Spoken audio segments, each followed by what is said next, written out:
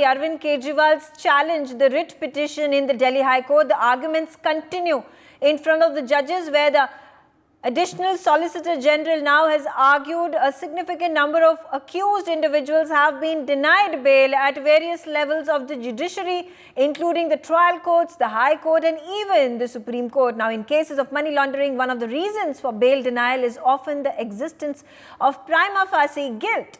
Therefore, the rejection of bail applications implies the presence of a prima facie case of money laundering. The ASG also highlighted that this denial of bail extends up to the Supreme Court, indicating a strong prima facie case against the accused.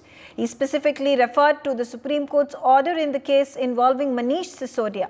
Furthermore, the Additional Solicitor General mentioned Vijay Nair's association with Kailash Gehlot's office, which was conveniently located adjacent to the Chief Minister's residence. This proximity suggests that Nair had easy access to Gehlot's office, emphasizing the potential significance of their connection in the context of the case. Aditya on the telecast with me. Aditya, quickly going through the hearings and the argument that has now been put forth by the Additional Solicitor General S.V. Raju. He said about the accused individuals who have been denied bail in previous instances, in previous cases with regards to money laundering. And he goes about arguing to the judges that the case where Arvind Kejriwal is involved in the alleged liquor scam should also be treated the same way as precedent that has been set. जी, ऐसा है कि अरविंद केजरीवाल को अभी जो गिरफ्तार किया है, उनकी सुनवाई अभी चल ही रही है राजधानी कोर्ट में।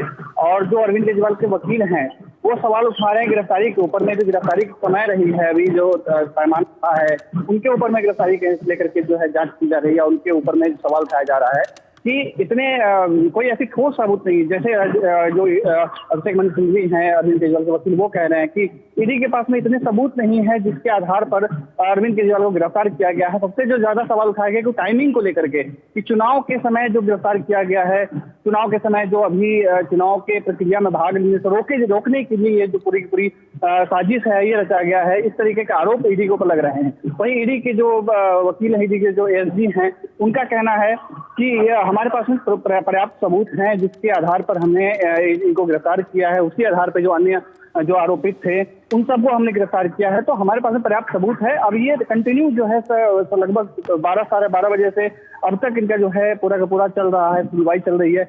और एक ये कल जिस तरीके से संजय सिंह को लेकर के जो बात आई थी, संजय सिंह को बेल दिया गया है, साफ कहा गया था कोर्ट की तरफ से कि ये कोई आधार नहीं हो, ये कोई पैमाना नहीं होगा कि अन्य जो आरोपित है मनी लॉन्ड्रिंग और दिल्ली की चट्टी शराब घोटाले के मामले में, तो ये कोई पैमाना नहीं होगा जिसके आधार पर अन्य सभी जो आरोपित हैं उनके जमानत दिया जा सके। संजय सिंह को लगभग 6 महीने जेल में रहना पड़ा है और 6 महीने के बाद जो है उनको बेल मिला। उन पर भी गंभीर आरोप थे और इस सब के बाद जो है ईडी लगातार जी Yes, absolutely. किस बेसिस पर संजय सिंह को बेल मिली है? आपने कहा 6 महीने उनको जेल में व्यतीत करना पड़ा, 6 महीने बाद उनको बेल मिली है। On what basis has this bail been granted? जी, बेल के जो ग्रांट करने का जो रहा है कारण सबसे कि कोई अब ऐसा, जैसे कल सुप्रीम कोर्ट ने पूछा था ईडी से कि क्या आप इस पर अपोज करेंगे, तो ईडी ने साफ कह दिया था कि हमें कोई दिक्कत नहीं है, कोई अपोज करने की बात नहीं है, क्योंकि जांच उनके आधार पर जो है पूरी हो चुकी है। उनके तरफ से जो भी बातें थी वो सभी सामने आ चुकी हैं और अगर जरूरत पड़ेगा तो दोबारा कुछ हम कार्रवाई कर सकते हैं। क्या इसको एक तरह से क्लीन चिट भी कहा जा सकता है? संजय सिंह को एक क्लीन चिट दे दिया गया है एनफोर्समेंट डायरेक्टोरेट द्वारा? जी नहीं, साफ तरीके से ईडी ने भी कहा इस बात को, सुप्रीम कोर्ट ने भी कहा था कि इस बेल को क्लीन चिट ना माना जाए।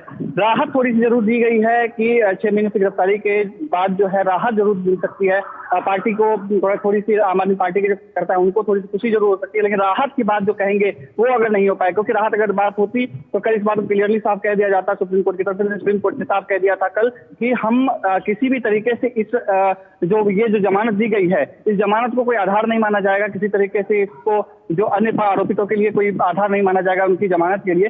किसी तरीके से इनके जो आप इनकी शर्तों को देखेंगे, जो जिस तरीके से शर्तों को लगाया गया आजादी के सर, जिनको जो जमानत दी है उनके 5 शर्तें हैं, उसमें एक मुख्य है कि आप बाहर नहीं जाएंगे, दिल्ली से बाहर आप जाते हैं तो आपका जो आईओ है, इन्वेस्टिगेशन ऑफिसर है, उनको जानकारी देंगे, उनको Right. लोकेशन शेयर करेंगे, आप जहाँ जहाँ जाएंगे सारी चीजें आप उनको बताते रहेंगे।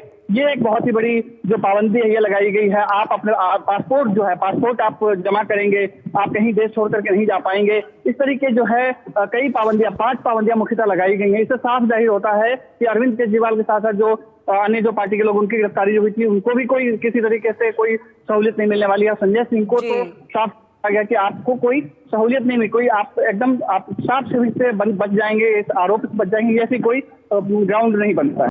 For more such videos, subscribe to the NewsX YouTube channel, hit the bell icon.